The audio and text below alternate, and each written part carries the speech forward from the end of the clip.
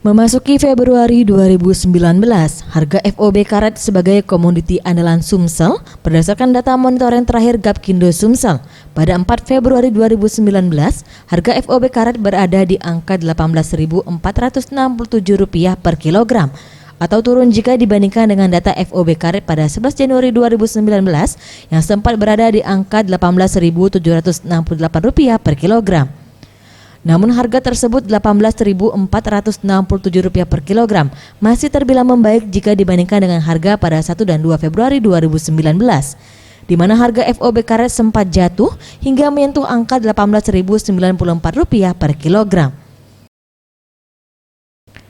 Sementara berdasarkan data harga karet mingguan dari salah satu petani asal Kabupaten Banyuasin, Fahru Rozin yang dihubungi, harga karet lelang mingguan saat ini berada di harga Rp7.970 per kilogram untuk tonase 8.335 kilogram. Tim Liputan Sriwijaya TV.